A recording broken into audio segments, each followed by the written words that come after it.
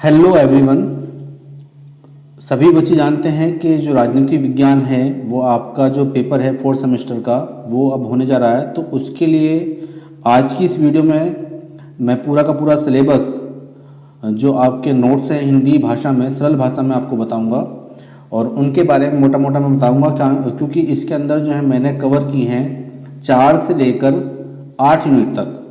और ये है फोर्थ सेमेस्टर जो बीए एनईपी, अब बच्चे बीए एनईपी के पेपर दे रहे हैं उनके लिए फोर्थ सेमेस्टर के जो बच्चे हैं राजनीति विज्ञान के, जिनका जो पेपर का नाम है वेस्टर्न पॉलिटिकल थॉट, तो उनकी मैं अब तक जो है 3 वीडियो करा चुका हूँ, पहली, दूसरी और तीसरी यूनिट तक। आज हम करेंगे 4 से लेकर 8 तक। टोटल सारा सिलेबस जो है आपका 8 यूनिट के अंदर डिवाइड है, तो वो सारा का सारा सिलेबस कवर हो जाएगा। और बच्चों एक बात और मैं बता दूं, आप जो है इस चैनल को लाइक भी करें, शेयर करें, सब्सक्राइब भी कर लें, क्योंकि मैं जो हूं अब आपके लिए कुछ जो सीसीएस के नोटिस आते हैं कि कौन सा पेपर कब कैंसिल हो रहा है या किस पेपर की डेट हट गई है, तो वो भी आपको जानकारी यहाँ से मिलेगी। आने वाले और भी सेमेस्टर में आपको इस चैनल की आवश्यकता पड़ सकती है। तो बहुत सारे बच्चों ने अभी भी मेरे चैनल को लाइक और शेयर बहुत कम करते हैं और सब्सक्राइब भी बहुत कम करते हैं, तो उसको लाइक शेयर सब्सक्राइब भी कर लें ताकि मुझे भी कुछ मोटिवेशन मिल सके वीडियो बनाने के लिए, क्योंकि बहुत मेहनत लगती है और इतनी सरलतापूर्वक कोई वीडियो तैयार नहीं होती है। चलिए बढ़ते हैं वीडियो की तरफ। तो जो आपकी यूनिट नंबर 4 है, इसके अंदर जो आपके 3 थिंकर हैं, पहला इसमें होब्स है, फिर जॉन लॉक और रूसो। तो इनके जो जितने भी वेस्टर्न यानी कि यूरोपीय कंट्री के जो राजनीतिज्ञ हैं, ज़्यादातर इनके जो सिद्धांत हैं, जो उन्होंने सिद्धांत दिए हैं, कोई राजा को प्रमुख मानता है, कोई राज्य को प्रमुख मानता है, कोई जनता को प्रमुख मानता है, कोई लोकतंत्र का समर्थक है, कोई राजतंत्र का, कोई गणतंत्र का। तो इसी तरह से अब हम होब्स को पढ़ते हैं। तो होब्स ने जो अपने सिद्धांत दिए, उन्होंने संप्रभुता को ऊपर लिया। संप्रभुता यानी कि सारी शक्ति राज्य के पास होनी चाहिए, जो भी देश है उसके पास अपनी खुद की सारी शक्तियाँ होनी चाहिए। क्योंकि जब मैं पूरा डीपली पढ़ता हूँ इन चीज़ों को तो वीडियो काफ़ी लंबी हो जाती है, जिससे बच्चे बहुत सारे निराश होते हैं। तो ज़्यादातर बच्चे जो हैं वीडियो देखते हैं तो अपने नोट्स बना लें, उनके जो हेडिंग है उनको नोट करते चलें, क्योंकि मैं जल्दी जल्दी इन चीज़ों को कवर करूँगा, क्योंकि बहुत सारी यूनिट हैं इसके अंदर, तो उसी हिसाब से हमें इनको कवर करना होगा। होब्स ने जो अपना सिद्धांत दिया, सामाजिक समझौते का सिद्धांत दिया, उनका सिद्धांत जो है प्रभावित हुआ था संप्रभुता से। होब्स के शब्दों में व्यक्ति की रक्षा हेतु बिना तलवार के अनुबंध यानी कि समझौता, जिसमें जो है कोई हथियार नहीं उठा रहे हम, केवल शक्तिहीन कोरे शब्द हैं, यानी कि बिना शक्ति के कोई ऐसा समझौता नहीं कर सकते हैं हम। समझौते से स्थापित संप्रभु सर्वोच्च सत्ता संपन्न और निरंकुश है, यानी कि जो समझौता जो है एक शक्ति के बल पर होता है तो उसको वो सर्वोच्च मानते हैं। प्रत्येक देश कानून और उसका प्रत्येक कार्य न्यायपूर्ण है, यानी कि जो भी उसने कानून बना दिए, जो भी उसने आदेश दिया वो कानून बन गया, और जो उसने कार्य किया वो न्यायपूर्ण कार्य किया। उसे जनता के जीवन को नियंत्रित करने का असीमित यानी कि जिसकी कोई सीमा नहीं होती अधिकार प्राप्त है, तो जनता को किसी प्रकार उसे चुनौती देने का या विरोध करने का अधिकार प्राप्त नहीं है। होब्स कहते हैं कि जनता का एकमात्र कार्य संप्रभु के आदेशों का पालन है, यानी कि अपने राजा जिसको भी वो चुन रहे हैं, जिसके पास भी संप्रभुता है, तो उसके जो आदेश होंगे उनका पालन करना ही जनता का कार्य है, चाहे वे आदेश ईश्वरीय और प्राकृतिक नियमों के विरोधी क्यों ना हो। जनता को उनका फिर भी पालन करना होगा और उसको वो न्यायपूर्ण और वैध बताते हैं। होब्स के अनुसार संप्रभु को जनता की संपत्ति छीनने का, यहाँ तक कि उसके प्राण भी लेने का अधिकार है, क्योंकि संपत्ति और प्राण उसकी सत्ता से ही सुरक्षित हैं, यानी कि जो भी राजा राज कर रहा है तो उसी ने तो उनको सुरक्षित कर रखा है, तो इसलिए उनको लेने का भी अधिकार राज्य के पास है। होब्स समस्त ऐसी संस्थाओं का विरोध करते हैं जो संप्रभु की शक्ति को सीमित करने का प्रयास करती हैं, क्योंकि जब हम गणतंत्र की बात करते हैं तो ऐसी बहुत सारी शक्तियां हैं जो संप्रभुता को एक बांध कर रखती हैं। वह शक्ति के पृथक्करण और मिश्रित शासन व्यवस्था का विरोध करते हैं। उनके अनुसार ऐसी व्यवस्थाएं अराजकता उत्पन्न करती हैं। वह कहते हैं कि इंग्लैंड में उस समय में होने वाले गृह युद्ध का कारण यही था, जिसकी वजह से लोग यह सोचते हैं कि सर्वोच्च सत्ता राजा और संसद में विभाजित है। अतः होब्स संप्रभुता को संपूर्ण, अविभाज्य और असीम मानते हैं। इसी बात को लक्ष्य करते हुए सेबाइन का कथन है कि होब्स ने संप्रभुता को उन समस्त अयोग्यताओं से पूर्णतः मुक्त कर दिया जिन्हें बोर्डिन ने आवश्यक रूप से बनाया था। तो जब मैं सारे के सारे आपको वेस्टर्न जो थिंकर हैं उनके बारे में बता रहा हूँ, पेपर है आपका, तो अगर आप जो किसी के बारे में आएगा तो थोड़ा कुछ ही इनमें डिफरेंस है, तो आप ऐसा ना करके आएँ, लिख के जरूर आएँ। कॉपी भर के भी आनी है और हेडिंगें आपकी सही होनी चाहिए। तो होब्स के अनुसार संप्रभुता है, उसने जो संप्रभुता की शक्तियों को असीमित बताया और निरंकुश बताया, तो उसका जो एक परिचय मिलता है वो हम जान लेते हैं। पहला, वह जनता के विचारों और सिद्धांतों का नियंत्रण करे। जो संप्रभुता है या जिसके पास भी संप्रभुता है, वो एक तो जनता के विचारों को और सिद्धांतों को नियंत्रित करे। दूसरा, उसे जनता की संपत्ति पर पूरा अधिकार है, यानी कि जो भी जनता की संपत्ति है उसे छीनने का भी अधिकार उसके पास है। तो तीसरा जो है, उसे अपने प्रजनों के सभी विवादों के निर्णय करने का अधिकार, यानी कि अगर उसकी प्रजा में किसी प्रकार का विद्रोह होता है तो वो सारे निर्णय कर सकता है, उसके पास ये अधिकार होना चाहिए। उसे अन्य देशों से युद्ध छेड़ने और संधि करने तथा अपनी नीति को क्रियान्वित करने के लिए प्रजननों के संपूर्ण साधनों पर पूर्ण नियंत्रण रखने का अधिकार, यानी कि जितनी भी संवैधानिक संस्थाएं हैं उन पर उसका पूरा नियंत्रण होना चाहिए ताकि वो कोई भी नीति को क्रियान्वित कर सके। संप्रभु शासन के सब अधिकारों की सत्ता का मूल स्रोत है, यानी कि संप्रभु ही है जो कि सत्ता के जितने भी अधिकार हैं उन सब का जो मूल स्रोत है वो है संप्रभु। होब्स ने प्रभुसत्ता का विचार बोर्डिन के विचारों से महत्वपूर्ण भेद रखता है। बोर्डिन प्रभुसत्ता पर ईश्वर के नियम, प्रकृति के नियम तथा राज्य के मौलिक नियमों के 3 प्रकारों के प्रतिबंध स्वीकार करता है, किंतु होब्स अपनी प्रभुसत्ता में ऐसा कोई प्रतिबंध नहीं मानता। तो इसके जो विचार हैं हम बोर्डिन के विचारों से भी उनको कंपेयर कर रहे हैं। आगे इसमें जो है अधिकार प्रदान करता है, तो ये बोर्डिन से इसकी तुलना की गई है। इस प्रकार होब्स की प्रभुसत्ता की धारणा असीमित संप्रभुता की धारणा है। निरंकुशता, अविभाज्यता उसकी प्रमुख विशेषताएं हैं। उसका स्वरूप कानूनी है। राज्य के समस्त शासन संचालन में संप्रभु सर्वोच्च है। वही विधि निर्माता है, विधि को लागू करने वाला है, न्यायाधीश है और शक्ति पृथक्करण में विश्वास नहीं करते हैं। तो यानी कि शक्ति को बांटने में वो विश्वास नहीं करते हैं। ईश्वर को वो नहीं मानते, ईश्वर को शक्तिशाली नहीं मानते हैं। एक राजा को जिसके पास राज्य की शक्ति है उसी को वो शक्तिशाली मानते हैं। सभी सैनिक असैनिक, एकमात्र जो शक्ति का जो स्रोत है सैनिक, वो उन सब का संचालन करने वाला मानते हैं संप्रभुता को। तो अगर हम संक्षेप में बात करते हैं तो होब्स का संप्रभु शासन और प्रशासन के सभी क्षेत्रों में सर्वोच्च और निरंकुश है। यानी कि निरंकुश का मतलब है जिसके ऊपर किसी का अंकुश ना हो और सबसे ऊपर है वो। और राजा सत्ता का प्रयोग करके नागरिकों को अपनी इच्छा के अनुसार कार्य करने के लिए बाध्य कर सकता है। यानी कि जो राजा है वो अपनी सत्ता का प्रयोग करके नागरिकों या लोगों को बाध्य कर सकता है कि जो भी वो काम करवाना चाहता है वो करवा सकता है, यानी कि अपनी शक्ति के ऊपर, शक्ति के दम पर। तो इससे होब्स का सामाजिक समझौता, एक इन्होंने अपना जो सिद्धांत दिया था वो था इनका सामाजिक समझौता सिद्धांत, काफ़ी इंपॉर्टेंट है। थॉमस होब्स का जन्म वेस्टपोर्ट इंग्लैंड में 1588 में हुआ था। उनके जीवन में घटित होने वाली घटनाओं का प्रभाव उस पर सबसे अधिक पड़ा जब वह छोटे थे। यानी कि क्योंकि उस टाइम पे इंग्लैंड में बहुत सारे युद्ध छिड़े हुए थे, गृह युद्ध, उस पर सबसे अधिक प्रभाव इंग्लैंड के युद्ध का पड़ा। उसने 1661 में लेवायाथन नामक पुस्तक की रचना की, उनकी रचना थी, जिसमें उन्होंने सामाजिक समझौता सिद्धांत का वर्णन किया। तो ये इंपॉर्टेंट है क्योंकि एक बुक के अंदर उन्होंने इस सिद्धांत का वर्णन किया है। उस समय इंग्लैंड में राजा और संसद के भी संघर्ष चल रहा था, जिसके कारण उस समय अराजकता फैली हुई थी। इन सब कारणों से इन सब से परेशान या घृणित जो है मनुष्य का पक्ष था।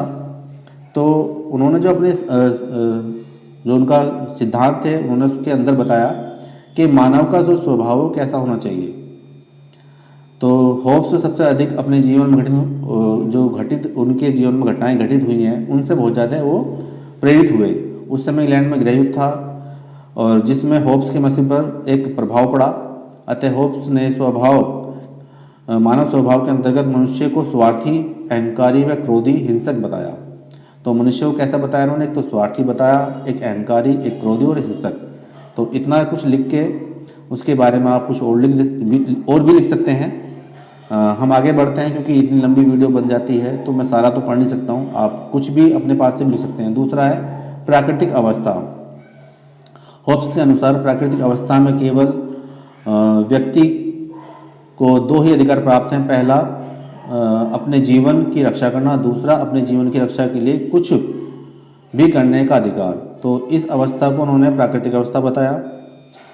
उसके बाद समझौते का कारण, जैसे कि होप्स ने बताया कि प्राकृतिक अवस्था की स्थिति शक्ति ही सत्य है और उसी पर आधारित है। अतः इससे लोगों को हमेशा अपने जीवन, अपनी जान और संपत्ति के छिन जाने की चिंता रहती है। अतः लोगों ने सामूहिक तौर पर मिलजुल कर एक राजनीतिक समुदाय अर्थात राज्य बनाने का निर्माण किया ताकि लोग अपनी जान, अपने सामान को सुरक्षित रख सकें और राज्य उनकी सुरक्षा कर सके।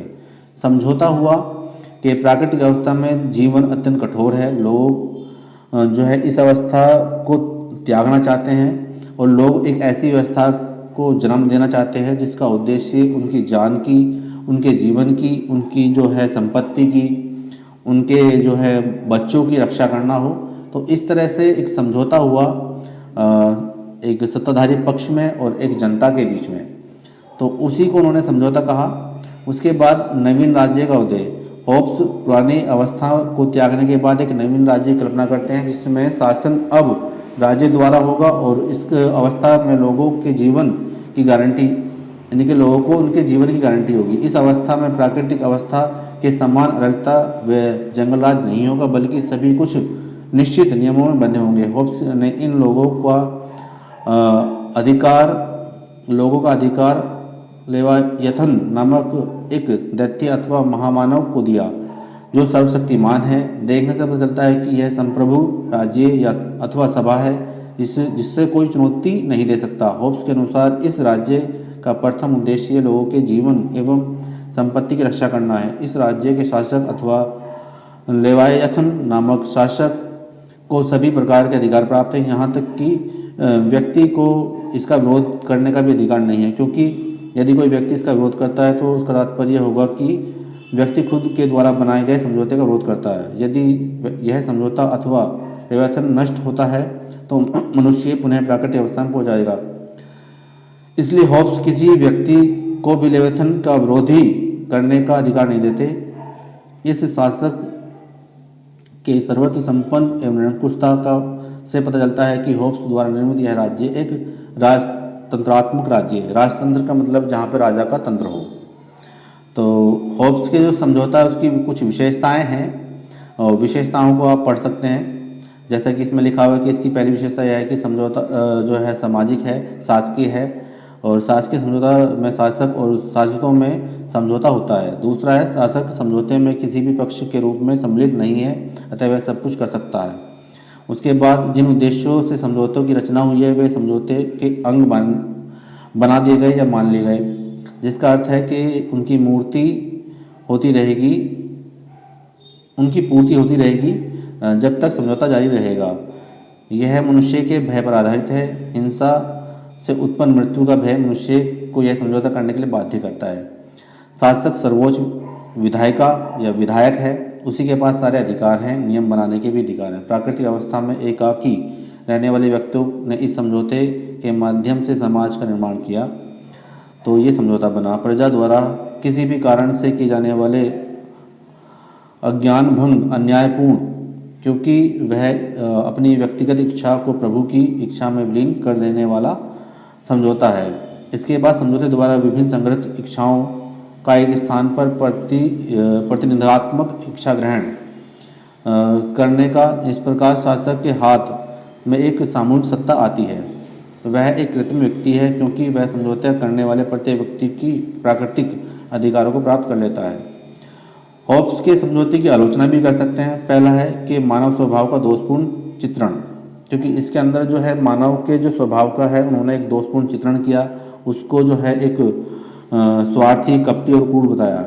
दूसरा है प्राकृतिक अवस्था अस्वाभाविक। होब्स ने जिस अवस्था की जो है विवेचना की है वो एक अस्वाभाविक व्यवस्था है, इस तरह से कि हो नहीं सकता, मतलब जैसे जिसमें हत्या, हिंसा, छल कपट का साम्राज्य था, तो इस तरह की जो है प्राकृतिक की अवस्था नहीं है कि प्रकृति किसी के साथ इस तरह से छल कपट करे। अगर हम प्रकृति के साथ छेड़छाड़ करते हैं तो प्राकृतिक भी अपना रूप दिखाती है, अगर हम उसके साथ कोई छेड़छाड़ नहीं करते तो प्राकृतिक को हम गलत कैसे बोल सकते हैं। उसके बाद प्राकृतिक दशा में प्राकृतिक अधिकारों की मान्यता असंगत है। प्राकृतिक दशा का वर्णन करते होब्स ने प्रतिवादी किया कि उसमें व्यक्ति को कुछ भी अधिकार प्राप्त नहीं, जबकि प्राकृतिक रूप से हम जानते हैं कि व्यक्ति को बहुत सारे अधिकार प्राप्त है, तो ये भी बात एक गलत है। चौथी है इसमें अतार्किक। जो भी बातें होब्स ने की हैं वो ज़्यादातर तार्किक नहीं है, उनके अंदर कुछ तर्क ऐसा नहीं है कि भाई हम उन चीज़ों को बाध्य है मानने के लिए बाध्य हों। निरंकुशता का समर्थन, उन्होंने एक ऐसी चीज़ का समर्थन किया जिससे जो है एक ऐसी व्यवस्था उत्पन्न होती है जिसमें लोगों का जो शोषण बहुत ज़्यादा होता है, तो इसलिए इस व्यवस्था में एक ये भी बुराई है कि उसके अंदर निरंकुशता है। अब इसके बाद जो है महत्व, यद्यपि होब्स ने सामाजिक समझौता सिद्धांत की घोर आलोचना की गई, यानी कि जो उसने अपना सिद्धांत बनाया उसकी बहुत ज़्यादा बुराइयां हुई, आलोचना हुई, परंतु फिर भी उसके कुछ महत्व हैं और महत्व को हम पढ़ लेते हैं।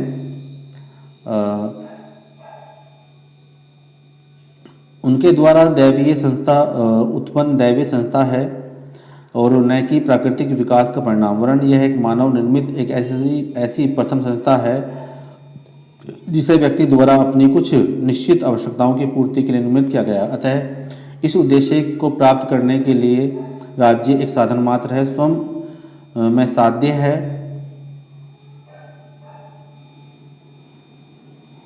और वैज्ञानिक होब्स के चिंतन को वैज्ञानिक माना जाता है क्योंकि उसमें मानव स्वभाव का यथार्थ चित्रण किया गया है। तो इस तरह से इनके कुछ महत्व है। तो अब ये जो है ऑस्टिन हम नहीं करेंगे क्योंकि हम कर चुके हैं। उसके बाद जो हम करेंगे वो है जॉन लॉक। जॉन लॉक इतना इम्पोर्टेंट तो नहीं है पर फिर भी मैं कुछ बातें आपको उसके बारे में बता देता हूँ। जो जॉन लॉक का सामाजिक समझौता सिद्धांत है उसकी विशेषताएं, एक तो है राजनीतिक समझौता, के लोगों के बीच में एक राजनीतिक समझौता हुआ।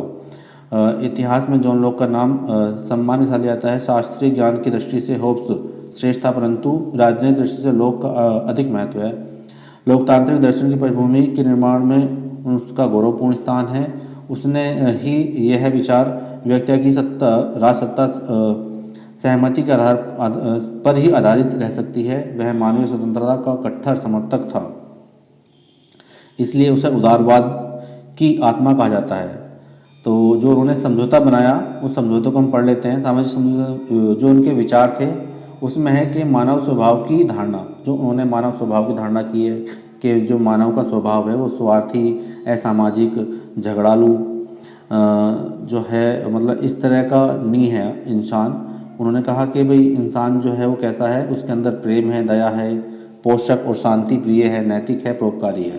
प्राकृतिक अवस्था में भी उन्होंने बताया कि जो प्राकृतिक की अवस्था है वो शांति यानी कि मन की स्थिरता, संपन्नता यानी कि समृद्धि और सहयोग, समानता और स्वतंत्रता की अवस्था है। उसके बाद है प्राकृतिक अवस्था में असुविधाएं। लोग द्वारा निर्मित प्राकृतिक अवस्था में निर्मित असुविधाएं हैं। नंबर 1, प्रत्येक व्यक्ति अपनी रुचि के अनुसार कार्य करता है तथा कानून की कोई निश्चित प्रकट या संपन्न व्यवस्था नहीं है जिसके द्वारा उचित अनुचित का मतभेद का निर्णय हो सके। दूसरा है निष्पक्ष न्यायाधीशों का अभाव। और तीसरा है इसमें के निर्णयों को क्रियान्वित करने की शक्ति का अभाव। जॉन लॉक के अनुसार समझौता क्या है? प्रथम समझौते के अनुसार उन्होंने एक शासकीय समझौता है, एक सामाजिक समझौता है। तो इनके बारे में पढ़ना थोड़ा सा, और बाकी जो है उनकी जो विशेषताएं हैं विशेषताओं को देख लेना। उसके बाद जो है रूसो का भी एक सामाजिक समझौता सिद्धांत दिया रूसो ने भी। उन्होंने भी मानव का स्वभाव, तो जितने भी मैंने अब इस यूनिट में कवर किए हैं सभी में मानव स्वभाव, प्राकृतिक अवस्था, समझौते के कारण कि किन कारणों से वो समझौते हुए होंगे, इस तरह की बातें कही हैं। तो आप इन सबको लिख लेंगे। मेरा यही मानना है थोड़ा थोड़ा कुछ अंतर है। तो हम अगली यूनिट की तरफ बढ़ रहे हैं, क्योंकि इतना समय मेरे पास भी नहीं है, ना ही बच्चे इस तरह से वो करते हैं।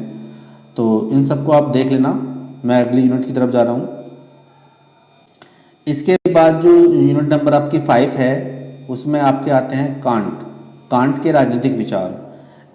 एमुअल कांट जो हैं 1724 से 1804 एक जर्मन के दार्शनिक थे, जिन्होंने ज्ञान, नैतिकता, सौंदर्य शास्त्र के क्षेत्र में महत्वपूर्ण योगदान दिया।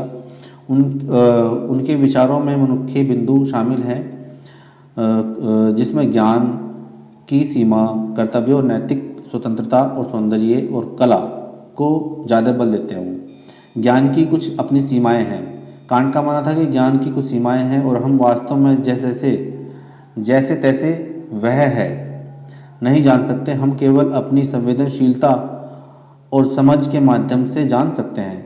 उन्होंने नोमेनल यानी कि अर्थात जो हम नहीं जान सकते और अभूतपूर्व अर्थात जो हम जान सकते हैं के बीच अंतर किया। कर्तव्य और नैतिक स्वतंत्रता। कांट ने नैतिक सिद्धांत के रूप में श्रेणीबद्ध अनिवार्य और की अवधारणा पेश की। यह एक नियम है जो कहता है कि हमें ऐसे कार्य करने चाहिए जो सार्वभौमिक नियम के रूप में लागू हो सके। उन्होंने नैतिक स्वतंत्रता के विचार पर भी बल दिया, यह मानते हुए कि मनुष्य को अपने कार्यों के लिए जिम्मेदार माना जाता है। कांट का मानना था कि नैतिक जीवन को कर्तव्य और कर्तव्य के आधार पर जीना चाहिए।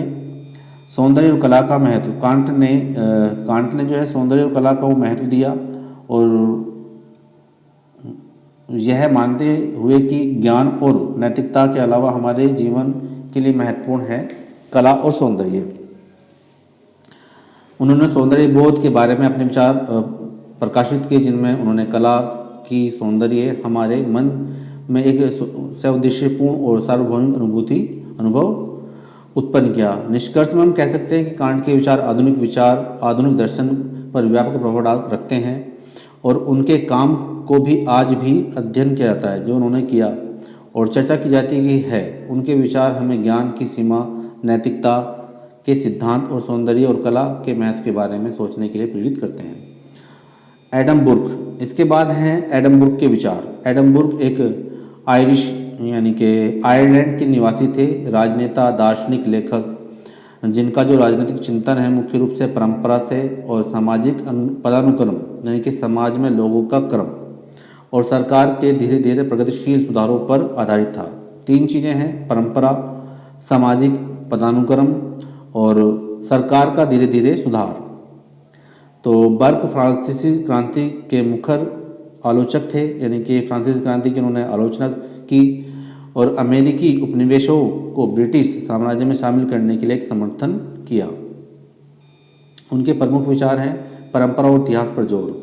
बर्क का मानना था कि समाज का जो विकास हो ऐतिहासिक प्रक्रियाओं यानी कि इतिहास की जो प्रक्रिया चली आ रही है उसके माध्यम से होता है और अतीत से सीख लेना, हमें अतीत से यानी कि हमें अपनी हिस्ट्री से सीखना चाहिए। दूसरा है सामाजिक पदानुक्रम। बर्क के अनुसार जो है समाज में स्वाभाविक पदानुक्रम को स्वीकार किया है और माना है कि प्रत्येक व्यक्ति की अपनी भूमिका होती है, कि यानी कि सफाई करने वाला, खाना बनाने वाला है और सब्जी बेचने वाला है, व्यापार करने वाला, तो सभी की अपनी भूमिका है। धीरे धीरे सुधार। बर्क ने अचानक नाटकीय बदलावों के बजाय सरकार और समाज में धीरे सुधारों की वकालत की, यानी कि सुधार जो है हमेशा धीरे धीरे होने चाहिए। फ्रांसीसी क्रांति की उन्होंने आलोचना की है, उसके बारे में भी पढ़ सकते हैं आप। अमेरिकी उपनिवेश यानी कि अमेरिका ने दूसरे देशों को अपने काबू में किया तो उसको बोलते हैं उपनिवेश। तो उन्होंने उसकी जो है आलोचना की और कहा कि जो है ज़्यादातर जो उपनिवेश बनने चाहिए वो ब्रिटिश साम्राज्य में शामिल होने चाहिए। बर्क ने 19वीं और 20वीं शताब्दी में रूढ़िवादी विचारकों पर बहुत प्रभावशाली थे। उनका राजनीतिक चिंतन आज भी महत्वपूर्ण है क्योंकि यह परंपरा, सामाजिक पदानुक्रम और धीरे धीरे सुधार पर महत्व देता है। एडम बर्क के विचारों को निम्नलिखित बिंदुओं में हम समझ सकते हैं। दूसरा है परंपरा का सम्मान, कट्टरपंथ के प्रति संदेह, समाज का जैविक विकास और राजनीतिक और सामाजिक परिवर्तन के प्रति सतर्क दृष्टिकोण। जो प्राकृतिक पदानुक्रम है उसको पढ़ेंगे, सामान्य ज्ञान है इसमें और स्थिर और संरक्षण। इसके बाद बेथम के राजनीतिक विचार। जो बेथम थे उनके भी राजनीतिक विचार पढ़ सकते हैं, जिसमें उपयोगितावाद है। यह सिद्धांत कहता है कि किसी भी कार्रवाई की नैतिकता को उसके द्वारा उत्पन्न सुख या खुशी और दुख के आधार पर तय किया जाना चाहिए। सुख दुख का गणित। बेथम ने सुझाव दिया था कि सुख और दुख को एक गणितीय तरीके से मापा जा सकता है, और जिसमें विचार किए जाने वाले कारक में तीव्रता, अवधि, निश्चितता, निकटता, प्रजनन क्षमता, शुद्धता और विस्तार शामिल है। अधिकतम लोगों को अधिकतम सुख। उनका मानना था कि सरकार का प्राथमिक उद्देश्य है अधिकतम खुशी प्राप्त करना है, न कि व्यक्तियों या समूह को लाभान्वित करना।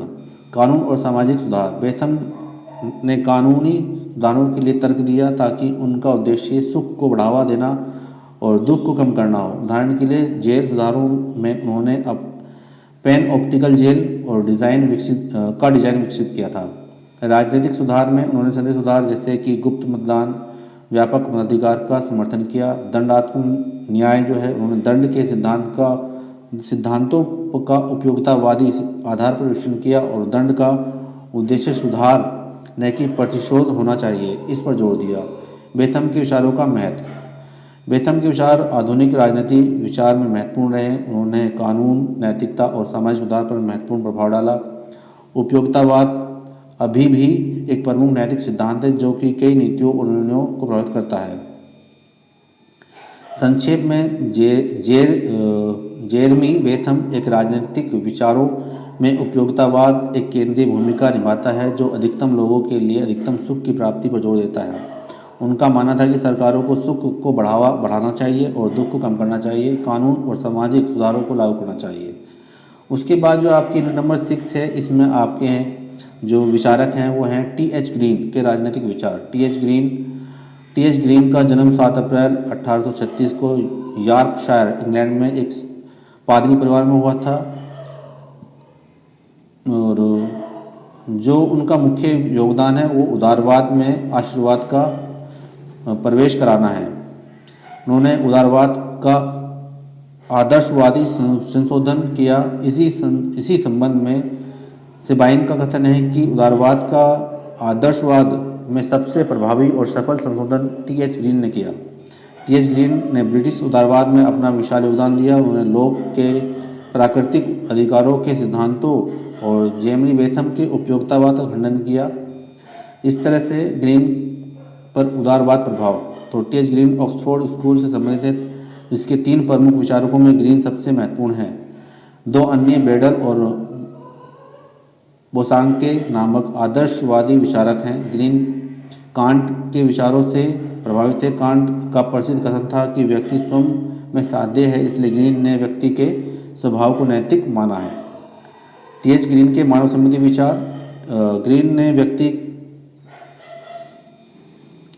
की मुख्यतः सामाजिक माना। ग्रीन के ने शब्दों में व्यक्ति सामाजिक प्राणी है। ग्रीन ने उदारवाद का आदर्शवाद में सबसे सफल संशोधन किया।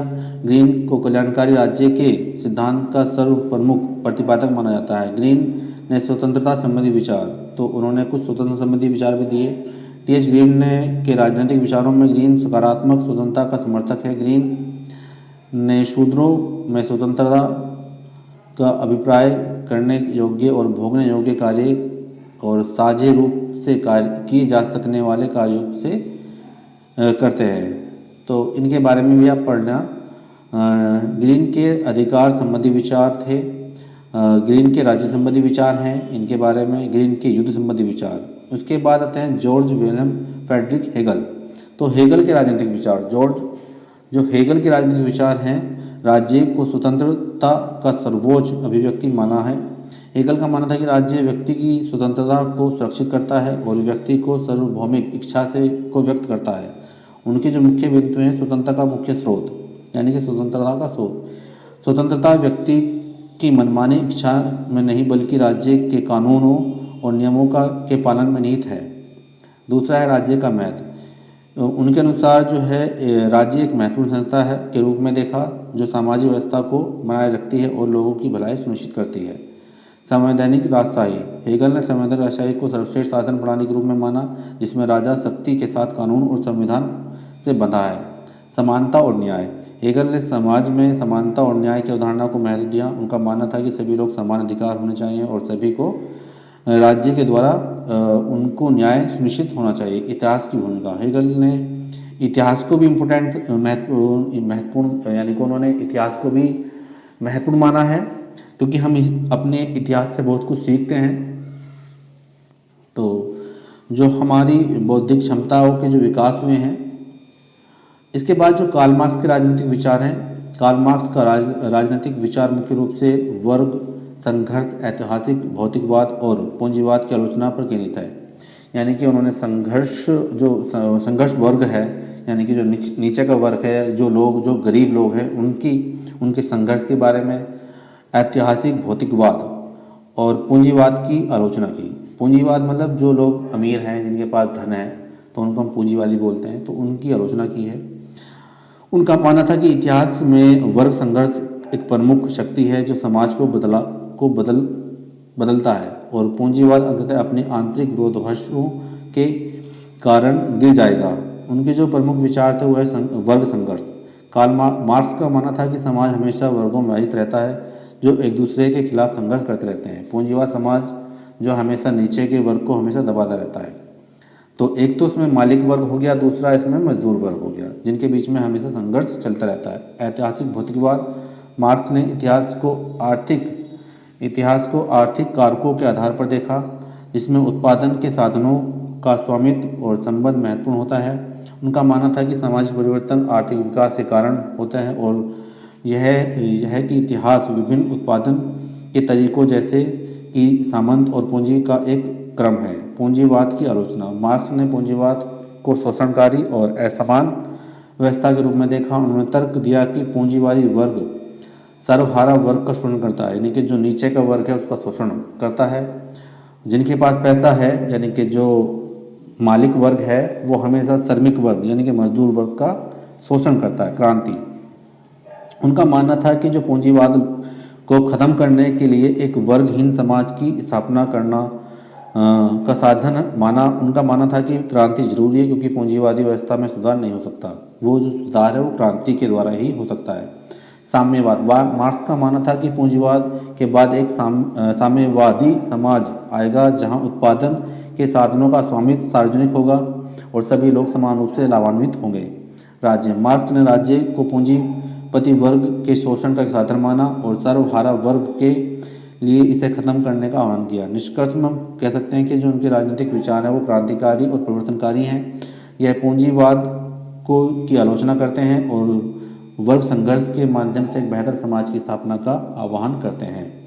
आपकी जो यूनिट नंबर 7 है उसमें मैरी वॉलस्टोनक्राफ्ट के बारे में हम पढ़ते हैं, जो कि प्रारंभिक नारीवादी दार्शनिक थे। नारीवाद यानी कि जिन्होंने नारी को प्रमुख माना, नारी की शिक्षा से उन्होंने नारी के लिए कुछ कानून इस तरह से, क्योंकि उस टाइम पे नारी का बहुत शोषण हो रहा था।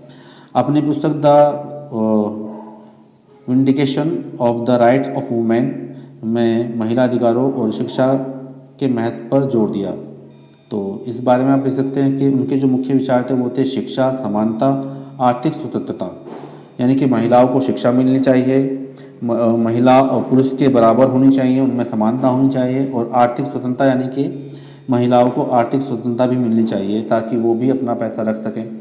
तीसरा जो है राजनीतिक परिवर्तन, उनका मानना था कि महिलाओं की स्थिति में अगर सुधारना है तो उनको भी राजनीति में भाग लेना चाहिए। गुलामी और स्वतंत्रता, महिलाओं को जो महिला गुलामी करती हैं, यानी कि एक तरह से जब उन्हें घर के अंदर रखा जाता है तो उस गुलामी से बाहर निकालने के लिए, उन्हें स्वतंत्र करने के लिए उन्होंने प्रयास किया। महिलाओं का योगदान उन्होंने काफ़ी इम्पोर्टेंट माना कि भाई अगर महिला मिलजुल कर काम करती हैं तो उससे देश का ही फायदा होगा। सद्गुण, व्यक्तिगत स्वतंत्रता को भी उन्होंने प्रमुखता दी है। उसके बाद जो आपकी नोट नंबर 8 है, इसमें आपके जॉन रोल्स के राजनीतिक विचार हैं। जॉन रोल एक प्रमुख राजनीतिक दार्शनिक थे जिन्होंने न्याय और स्वतंत्रता के सिद्धांतों पर अपने विचार व्यक्त किए। इनके विचारों में दो चीज़ें झलकती हैं, एक तो न्याय, दूसरा स्वतंत्रता। न्याय जो है निष्पक्ष होना चाहिए और सभी को स्वतंत्रता, समाज में सभी स्वतंत्र होने चाहिए। उनके पास जो है सामाजिक न्याय, स्वतंत्रता, समानता, राजनैतिक दर्शन, अन्य महत्वपूर्ण विषयों पर बहस जिन विषयों पर इन्होंने बहस की ये महत्वपूर्ण है। मुख्य विचार जो थे वो है अज्ञानता का पर्दा, यानी कि बहुत सारे जो लोग हैं उनके ऊपर अमीरी या गरीबी, पुरुष या महिला, इस तरह के पर्दे पड़े हुए हैं कि भाई ये पुरुष है तो यही काम कर सकता है, ये गरीब है तो इस काम को यही करेगा। इस तरह से उन्होंने एक अज्ञानता का पर्दा बताया कि लोगों के ऊपर अज्ञानता का पर्दा है। दूसरा है न्याय का सिद्धांत। न्याय के दो सिद्धांत दिए, सबसे बड़ा समान स्वतंत्रता सिद्धांत और एक अंतर सिद्धांत। मूल स्थिति, रोल्स ने मूल स्थिति की कल्पना की जो कि विचार प्रयोगों और जहाँ की प्रयोग है जहाँ व्यक्तियों को समाज में अपनी भूमिका के बारे में जानकारी के बिना न्याय के सिद्धांत का चयन करना होता है।